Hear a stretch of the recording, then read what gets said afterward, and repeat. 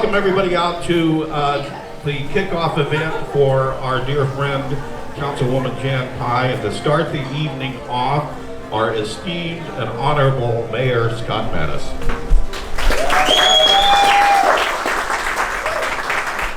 So Gary talks nice to me when he wants something, so what do you want? So before I get started and get into my spiel, and every politician knows there's a few of us in the room, and once you give us a mic, we might never stop. But before I start, I wanted to recognize that we have our County Supervisor, Manuel Perez, in the room, and he wants to say just a couple words real quick. Appreciate the invitation, Gary. Thank you for reaching out. And Jan, obviously you've been a true champion, in my opinion, for Desert Hot Springs. And I remember when I first met Jan Pye back in 2008, when I ran for State Assembly. And sitting down, I think it was at the Starbucks down the road, and we had a really great conversation about why I was running. And she ended up endorsing me, and she was probably one of my first endorsements I ever received out of Desert Hot Springs. And I don't forget those things. And quite frankly, it's been a pleasure working with her on policy, and at the same time working with her to the RAP Foundation, in which obviously we do our best to give back to our communities. So I'm here in full support as your county supervisor of Jan Pye. And obviously take out those checks and let's write some checks. You'll be receiving mine in the mail. And I appreciate just being here. Thank you so much.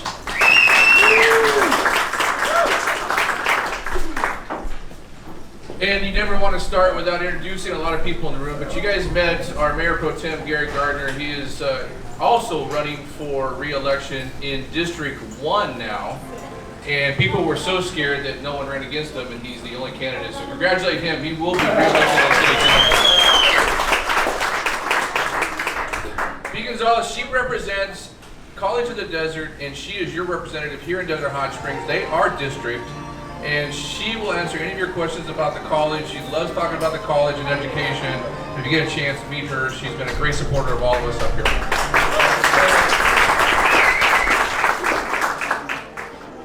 Now I know all of you in this room for the most part, and I've met most of you, and I really appreciate you coming out tonight. Jan has been a champion for the city of Desert Hot Springs. She's been elected, I believe, 3 different times and appointed 3 different times to the city council. That's how much she... Oh, I'm sorry. Did I forget somebody? I forgot your brother. So my beautiful wife loves her brother so much that for some reason I think of Ivan as family, and I always forget that he's an elected official. But Ivan Sewell sits on the Mission Springs Water District. Thank you for everything you do. Have I missed any other elected officials? Sorry. Ivan, I'm sorry. All right. I'll buy you dinner. It's on me tonight. He can introduce you. Nope, I'm good. Oh, you're getting introduced now. Jan, again, has been on the city council for, I believe, a total of 15 years. She wants to run another 4 years in her district. And a lot of you don't realize this, but the city of Desert Hot Springs was forced into districts this year. The mayor's seat's at large, but there's 4 council seats. And 2 council members that are not up for right now, they sit in a district number 2, and they're representing district number 2. Jan's district is number 3. And Gary's district's number 1. District number 4 will not have a representative this year. That sometimes happens when these districts are put together. But the reason I explain that is that I believe we can get to every door in her district. I believe with all of us in this room and all our friends and family, we can find someone within that district and make sure that they vote for Jan Pye and make sure that she continues moving our vision forward in Desert Hot Springs. I'm not here to talk about her opponent because it's really not a challenge for her. She's proven herself over the years. She will continue to prove herself by representing Desert Hot Springs.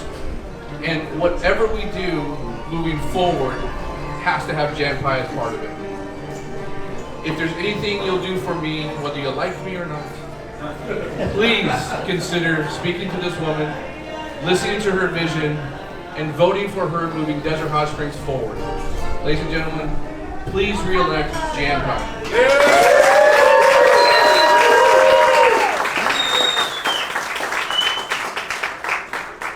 It is hot up in here. So I'm gonna make it quick. You asked me, how did I get on the council? I'm gonna answer your question now. I signed up to be on the Public Safety Committee. And I got a call, 9 o'clock before the next meeting, saying I was in to be on the city council. I called my mother and I said, I know nothing about birthing these babies. And she said, God puts you someplace for a reason. So I went down Kathy Hart to City Hall and told her I went for public safety. Because coming from LA, I thought somebody ought to look like me on public safety. She said, you come to the meetings and you do like this when you should, and you do like this when you should. So all you have to do is set policy. There were 10 of us, and they appointed me.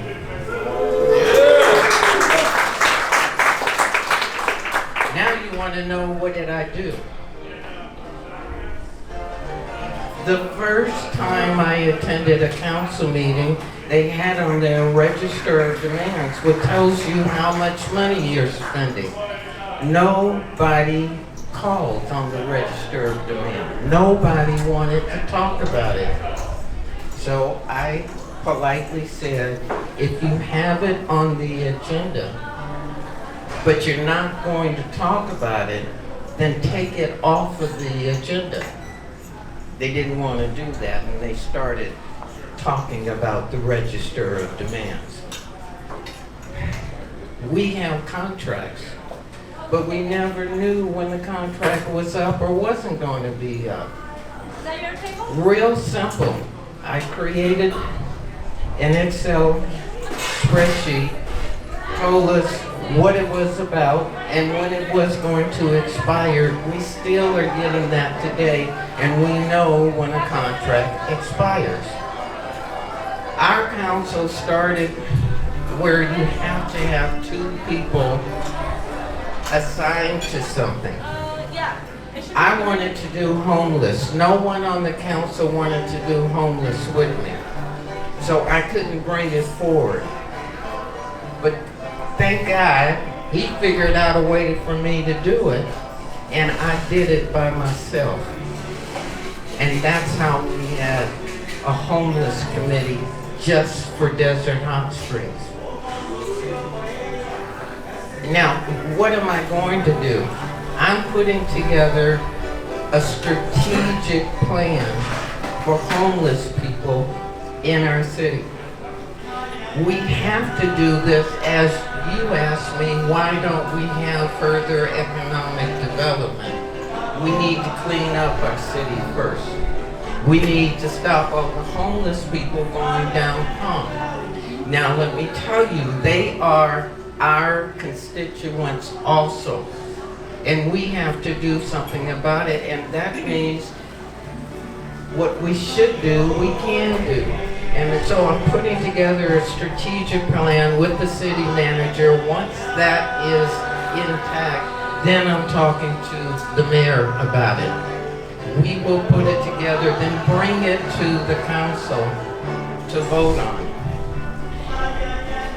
In the districts, regardless of it, we all have to work for all of Desert Hot Springs.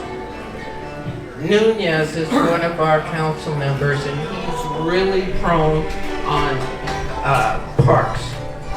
I am not going to say parks need to be in my district when it's already planned in his district. It has to be all of us. I will do town halls for the 3rd district. But when I sit on that dais, I'm working for all of Desert Hot Springs. Yeah. I'm gonna tell you, I don't like districts. I don't like districts at all. They say that it was convoluted. When our last vote came, we talked, someone came up and said, this is about black and brown. I'll come there in a minute. When it was 10 of us that were running my first time, nobody voted for me because I was black. Nobody voted for me because I was a woman. They voted for me because what I had going on in my head.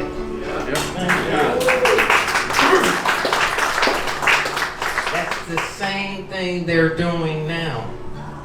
And when my opponent says that black and white is not being represented, then why are you running against me? I'm asking for your re-election on November 8th. Thank you very much for coming. All right. Now it's my turn to do the hard job here. But I got to tell you, 3 years on the council, now another 4 coming forth.